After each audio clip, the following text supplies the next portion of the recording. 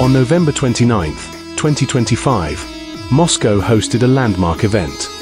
The Gita Mahotsav Festival, organized by the Jawaharlal Nehru Cultural Center at the Indian Embassy in Russia, the Moscow Society for Krishna Consciousness, the Center for Indian Culture and the Bhagavad Gita International Institute.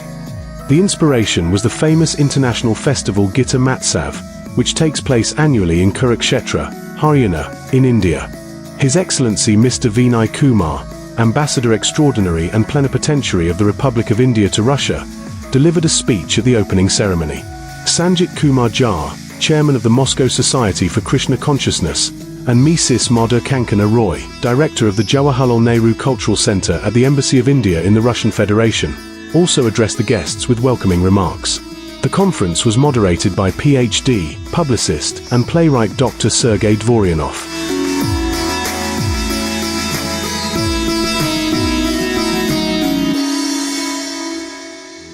All the spiritual leaders present here, professors, experts, and of course all of you who had enough interest in the teachings of Lord Krishna to join us this morning. I am really most unqualified person to talk of Gita. The most serious problem that humanity faces is whether consciousness, God, intelligence has created matter, or is it accidental interaction of matters, particles, electrons, protons, neutrons, that has created life, consciousness. That all of us in the same material setting end up having different feelings. And naturally, if the feelings are different, we react differently.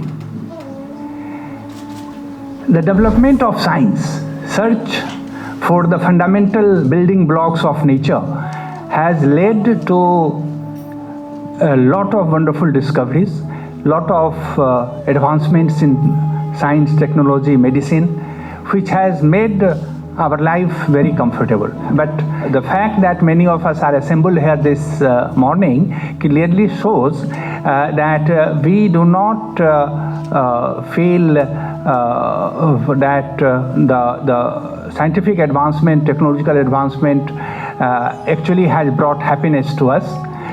There is clearly a search that has propelled some of us to gather here to celebrate Gita Mahotsav.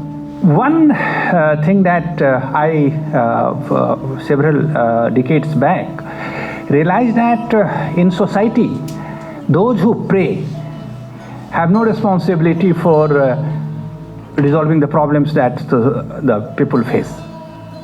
And those who are in places of authority and responsibility, most of them actually don't pray. So it was that dichotomy, that difference, that issue that brought me to this idea of whether correcting and improving our material settings will lead to fulfillment, happiness, or there is something else. And once we situate that feeling in Bhagavad Gita, it is one of the most exhilarating experiences that we can get. From the first chapter, Arjun Vishad Yoga, a story yoga of Arjun's sorrow.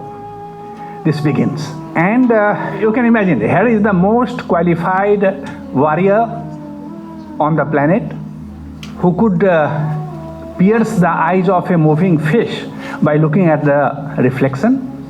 And with him is the complete incarnation, the God himself. And then it goes through the sorrow, beginning with the sorrow, 700 verses, 18 chapters, and then finally the sorrow is removed. Now, sometimes someone wonders what was the need to go through this. God could have perhaps immediately solve his problems. After all, he is omnipotent, omnipresent, and omniscience. Perhaps when we look at ourselves, when I look at myself, for example, we start life, our feeling, not from the perspective that I have a life, but from the perspective that I have a body and that I have a mind. Now, both these equipment, body and mind, keep creating various problems for me. And so is the case with all of us. Different bodies, different minds, leading to different feelings. And hardly I find any person who exactly shares my feelings. So all of us with our different bodies and our different minds, and I am not bringing why, I am not bringing karma, I am just saying that as we are completely in this material world, going to engineering college, medical college, or whichever other fields that we are working on, we are receiving inputs from outside world differently. And as we receive input differently, naturally we all react differently, we respond to those inputs differently. And that is the reason that this teaching is for all of us. From Karma Yoga to purify our mind, to Dhyana Yoga to concentrate the mind, to Bhakti Yoga, recognize the Supreme Power, and then finally, 18th chapter, Sannyas Yoga, the Moksha Yoga, liberation. Scholars have been writing on this book, analyzing it for over 5,000 years, the period that the book has been in existence. And it has been commented on, it has been used, it has been studied, it has been read, it has been memorized, it has been chanted by physicists, nuclear scientists.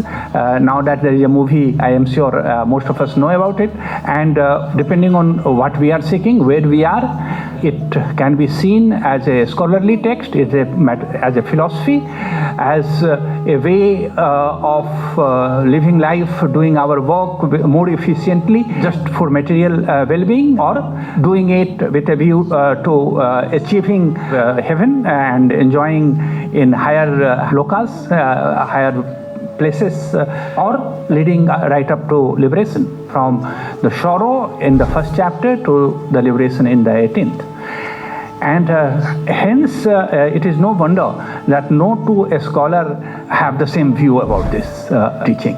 And there is no need actually. If we can live our life with different feelings, with our own body and mind equipments, we can actually look at it differently. And not only individually we can look at it differently, but the same individual, same person can look at it differently at different points of time, different age, in different situations of life. Sometimes even differently in morning and differently in the afternoon and evening when we see and meditate upon one single verse. So this is a book which is timeless, just like life and consciousness is timeless.